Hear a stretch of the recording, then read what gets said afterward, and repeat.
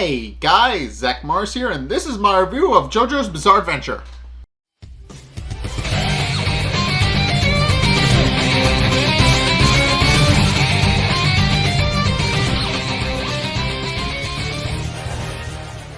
Okay, so this episode kind of finishes off the first real major arc of the story, where obviously they go and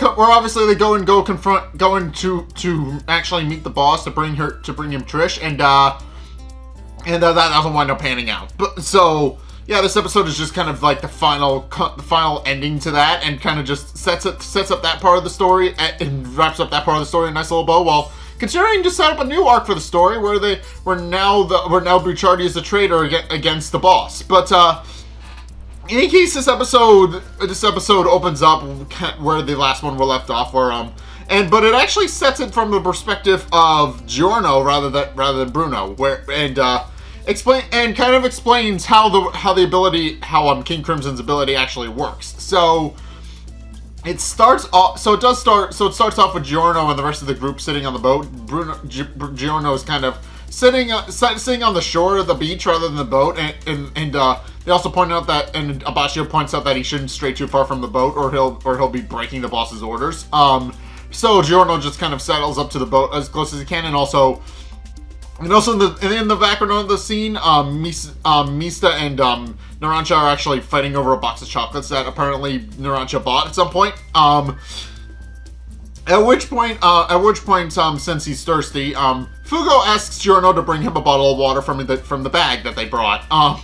So of course Giorno goes to go and bring him the water bottle, but then an interesting thing happens. As we note, not only does Fugo inexplicably have the water bottle and is drinking out of it, despite Giorno noting that he never actually gave the water bottle to Fugo, but the chocolates in Narancia's box actually wind up disappearing while they're fighting over it, and while Narancia accuses Mista of actually eating them, Mista notes that he already has the candies in his mouth, and it's unclear how they actually got into Narancia's mouth, and Narancia doesn't remember eating them. So yeah, it's at this point where Giorno realizes something is wrong, and quickly realizing that something is wrong and that Bruno might be in trouble since he's been tracking where the brooch is, decides to go rushing into the church to go and help Bruno. Despite Abbacchio pointing out that he's supposed to stay on the boat, but Giorno obviously doesn't listen because he senses that his boss is currently fighting the boss of the organization. It immediately runs in to go and confront him, at which point he then gets the call from Bruno telling him, asking him if he knows where the boss is actually located. And sure enough, this is where the episode picks up, where Giorno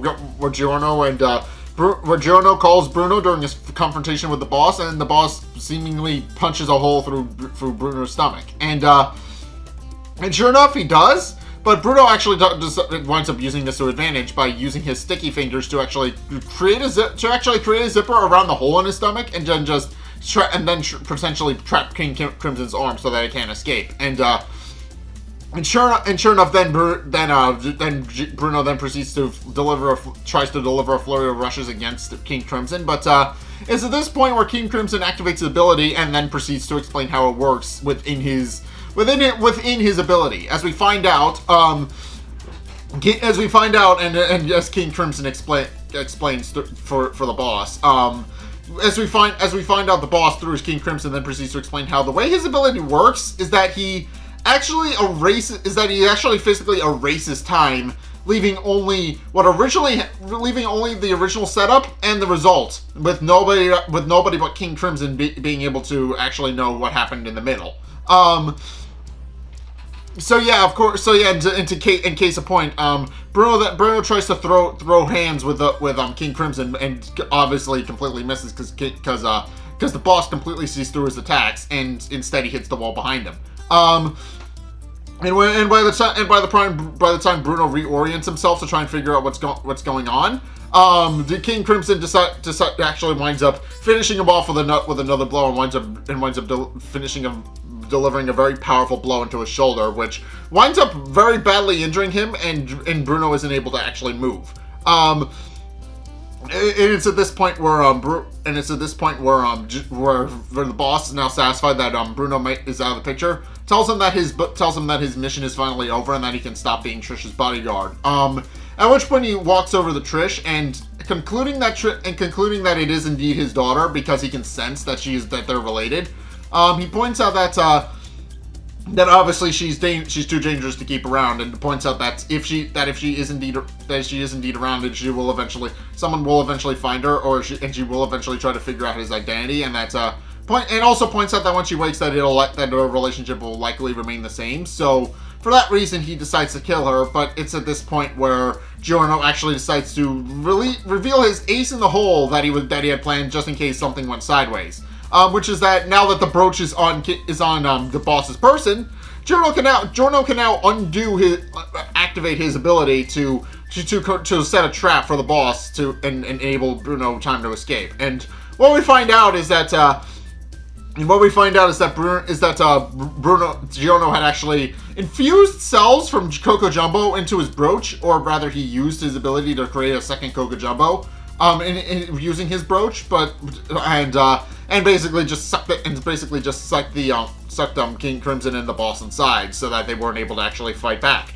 And Bruno realizing what Giorno did to save him, realizes he now has a chance to actually escape before the boss actually comes back, and to also kind of delay it a little bit as well. He uses his sticky fingers to open a hole in the basement of the church to get into the plumbing, so that the turtle just kind of gets flushed through the aqueduct, flushed through the plumbing and the piping and all the other stuff that's down there. And pointing out that it'll only be a matter of time before the boss actually escapes. He uses sheer willpower to move his body around, keeping it going for as long as possible, so that he can actually hopefully successfully escape with Trish in tow. Unfortunately, it doesn't work because King Crimson uses its ability to escape almost immediately. But the boss does commend Bruno on his efforts to actually try to escape, and also points out that he knows it was most likely Giorno who set up that trap for him. Pointing out that obviously there was no way in hell he was ever actually going to be able to escape. Proceeds to reasonably point out that since he knows that Giorno apparently betrayed him, he realizes that Giorno most likely joined the organization to betray him from the very beginning. And concludes that points out that he'll go after him once he's finished with Bruno, but also points out that he likely won't make it to the first floor, let alone call for help. And points out that if he stays still and let things happen, he will suffer a painless death, and won't have to suffer at the hands of King Crimson. But of course, Bruno points out that he doesn't listen, and points out that the chance that Giorno left him wasn't in vain, and concludes that he knew full well that King Crimson was eventually going to escape, but also reasonably concludes that he likely isn't able to actually read Bruno's movements. And points out that if it's a matter of reading each other's movements, then he'll easily win single-handedly, even if his ability is seemingly invincible. At which point he reveals that he actually used his sticky fingers to actually send his hand as well down the pipe as well, and then proceeds to punch King Crimson, who, of course, and the boss, of course, sees right through this. He uses his ability to immediately erase the outcome and avoid the attack entirely, but as it turns out, as Bruno reveals, that isn't actually what he was planning to do. So yeah, he did wind up landing a hit on King Crimson, but his true goal was to actually use King Crimson's own ability against him to create an escape route for him. So yeah, he just wound up creating an escape route from himself because King Crimson dodged his attack. Basically, he just used the fact that King Crimson dodged his attack to hit a nearby pillar, which he then proceeds to zip up and escape through the zipper he created. And as he's doing this, he actually mocks the boss a little bit, pointing out that he has since reasonably figured out how King Crimson's ability works, because while he knows King Crimson is able to see into the future and also erase any period of time where he would actually see, he also recently concludes that the boss isn't actually predicting his movements in advance. He's literally just using his ability to move to a more advantageous position and attack him. So in that regard, he's pointing out that since the boss isn't actually predicting what he's going to do next, it made it very easy for him to actually escape, and also concludes that he hopes the boss will know where he's going next, and tells him that by the time he figures it out, he'll be on the top floor. At which point he then proceeds to get into the lobby of the church and with Trish, and by the time Giorno finds him, he is completely passed out. So when Giorno finds him, he's a little concerned for both of their safety, and proceeds to use his ability to patch Bruno up, pointing out that should help him for the time being. But then he wonders if Bruno was actually facing off against the boss in the basement, and wonders if he actually did wind up, and wonders that if the boss is nearby, that if he can actually figure out his true identity, and starts peeking into the hole that Bruno made. But it's at this point where Bruno seemingly dies. It's unclear. But Giorno does note several times throughout the episode from this point that that Bruno's behavior after this point is very odd. But notably, Bruno does seem to die for at least for a brief period, because when he dies, and then his ability is undone on both the floor as well as Trish's arm, which also causes her hand to fall off for a brief period, and he also notes that Bruno seemingly has no pulse, which Giorno points out should be impossible, because he knows for a fact that he actually replaced all the necessary body parts to save Bruno. But he then hears a disembodied voice, which is kind of shown in the form of Bruno's ghost, who merely tells him to escape and contact the rest of the group to let them know what's going on. And Giorno hears a voice, but he's not entirely sure what's going on. But then Bruno wakes up. Apparently none the worse for wear. But interesting. But this is where things get a little bit interesting with Bruno at this point. And he also once again reiterates his point to Giorno to hurry up and contact the rest of the group, pointing out that they can't find out the boss's identity right now, and they need to get Trish out of there as quickly as possible. And meanwhile, neither of them are fully aware, but the boss with his King Crimson is actually slowly climbing up the hole to actually get to the three of them, and the boss points out that once they're within range, he'll be able to use his ability to easily defeat them and kill them. Pointing out that obviously the two people who know his identity, or at least trying to seek it, are right there, and he could easily kill them. But Giorno actually does something smart and uses his ability to turn the laptop he was holding into a flying fish to get the laptop as close enough to the group as possible so that they actually see it. And it works. The rest of the group actually sees Giorno throw the laptop, and it hits a pillar after transforming back from a fish. And concluding that Giorno and after realizing where Giorno is, they all come to go and find him, with Abachi, of course, confronting Giorno for running off on his own without telling anybody what he was doing. And the rest of the group are just relieved to see that he's okay. And with that, the rest of the group then proceed to get ready to escape the church, with the boss actually commending Bruno on his decision making, pointing out that obviously he knew that Giorno would come up with a very clever way to actually get in contact with the rest of the group without having to run very far and leave him alone. And also points out that this is admittedly the main weakness of King Crimson in terms of the boss's own identity, and that while yes, he could confront somebody one-on-one and hide himself behind his own stand, he can't do the same with a whole group of stand users that are just fighting him at the same time. And he knows that eventually one of them would figure out who he is. So for that reason, he actually decided to back off while the rest of the group tries to escape. But he also points out that obviously now Bruno is a traitor and he's not going to be escaping Venice alive. At which point the rest of the group then proceeds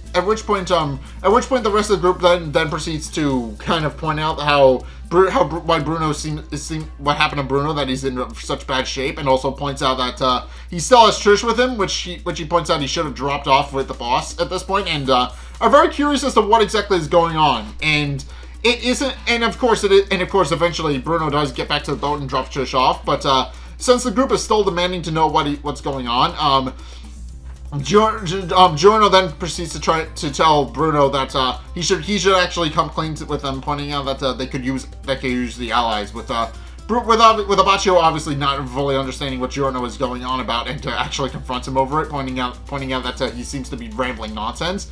But to this point where Bruno actually does come clean after passing out briefly, as we do find out, and apparently Bruno went anemic during his fight with King Crimson, which of course Giorno once again notes should be impossible, since his stand is supposed to replace all the necessary body fluids as well as the body parts. And also notes that there's a giant splinter that goes straight through Bruno's hand, and he doesn't feel any of it. And also notes that it seems that Bruno isn't feeling pain either, and wonders what's going on. And yeah, there are very much a couple of strange things going on with Bruno in this episode that aren't fully explained yet, and I'm curious to see if they will get explained at some point. But to this point, where Bruno then decides to actually come clean with him about how he betrayed the boss just now because that's why he has Trish, which of course visibly shocks them to their core. And they have no idea why and they're very confused as to why he actually portrayed the boss. But obviously they have no idea what's going on. And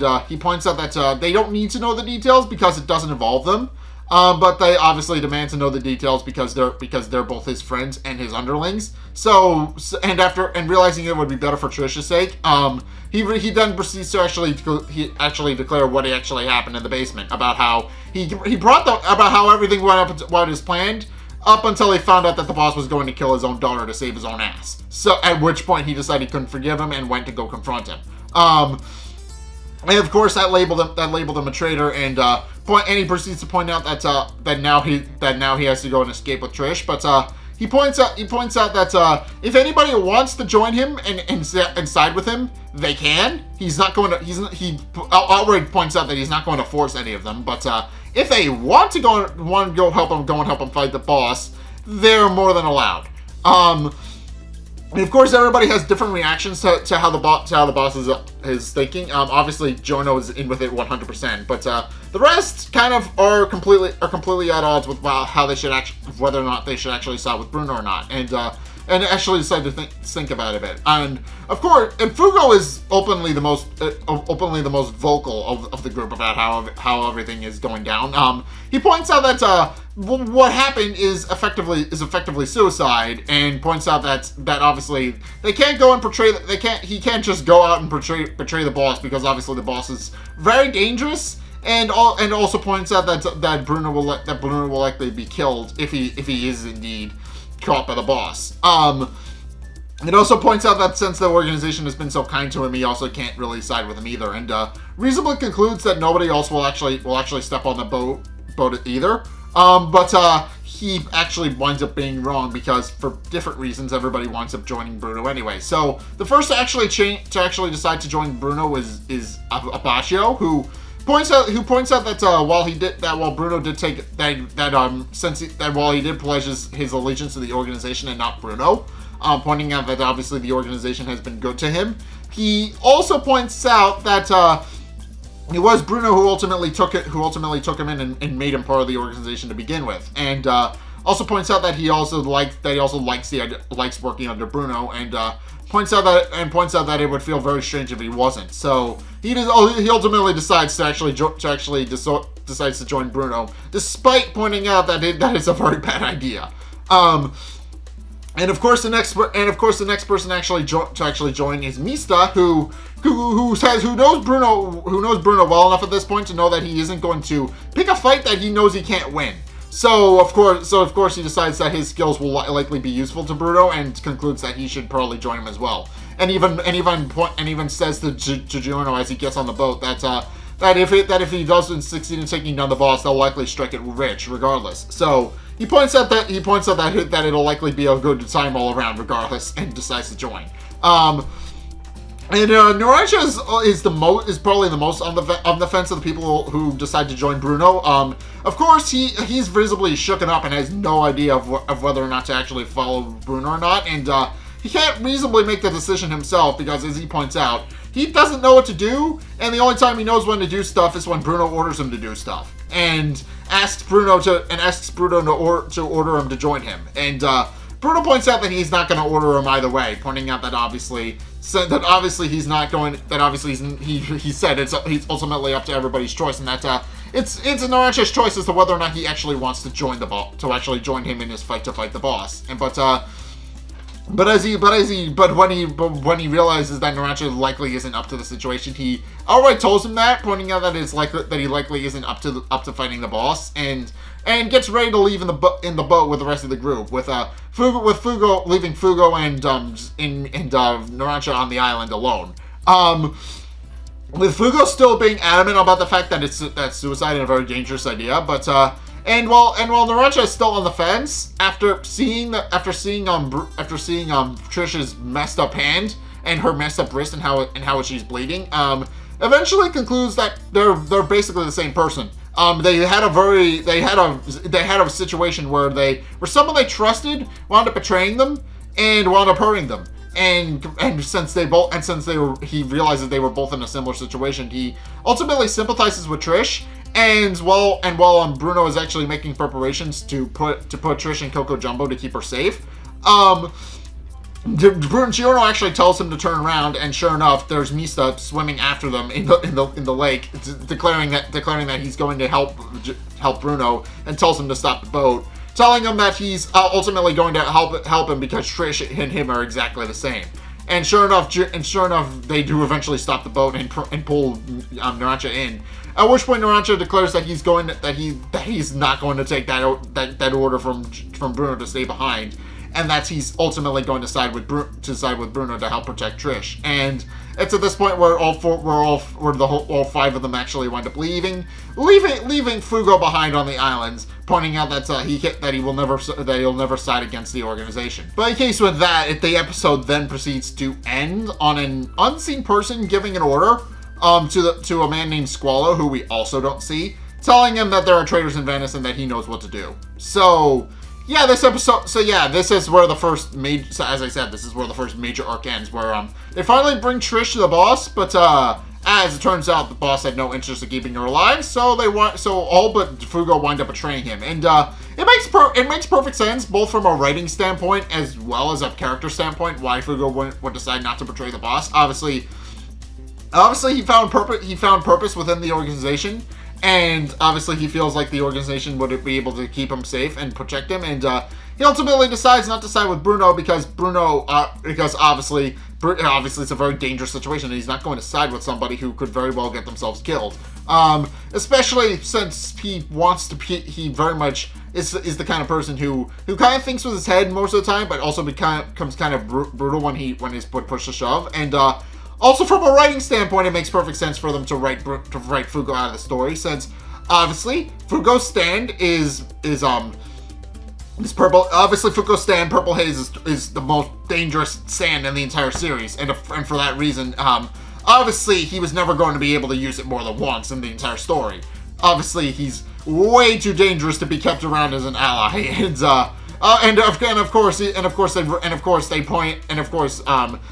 out of the, and of course Araki wrote him out of the story for being way too broken. That's the main reason why he was written out of the story. Obviously his stand is way too broken and way too powerful, and there's no way they would be able to actually fight a fair fight against the boss, let alone anybody else. So yeah, and of course they use it. And of course the writing, the in-universe explanation is that they only use the sand as a last resort, but still doesn't change the fact that when it was first introduced, it was broken as hell. And of course everybody pointed that out. So Araki wrote him out of the story, and it makes perfect sense for him not to side with to continue to side with the organization instead of Bruno. So it kind of does work out. It kind of does work out here, but yeah, it is kind of interesting that they left Fugo behind, and I know there is like a spin-off series where he goes on his own little adventures to kind of redeem himself in the eyes of the rest of the group. But yeah, it is interesting that here that Fugo is ultimately left behind, obviously because he's too dangerous, but also because he just decides that it's just a really bad idea. But now this sets up the news arc where the group now has to contend with a man named Squalo, who we haven't met yet, and it seems like he kind of works under the boss directly, considering that the unseen person that we hear talking is describes it as direct orders from the boss. So Clearly, the person on the other end of the phone is very important, and I'm interested to see who that is, since he seems like he takes direct orders from the boss, and I'm interested to know who that is. But more to the point, Squall seems like he's going to be our main antagonist this time around, as they try to figure out who King Crimson is. And yeah, there's also Risotto, who I don't think he's going to. I think he's still going to be an antagonist floating around the background, since obviously the rest of Team Bucciardi killed his teammates. So for that reason, I don't think he's going to be on their side. But I do think since they've united against a common enemy, they may work together every once in a while. I'm not entirely 100% on that, but it seems that might be where the story's going. Obviously, the Hitman team was still a very dangerous set of antagonists.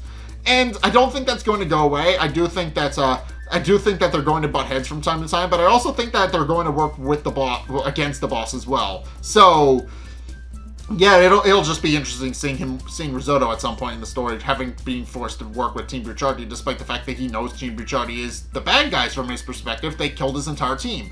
But in any case, yeah, that's my review of JoJo's Bizarre Adventure. What did you guys think? Let's get a discussion going in the comment section down below, or over on my Discord server, link in the description. Anyway, thank you guys so much for watching. If you enjoyed, be sure to like, comment, and subscribe.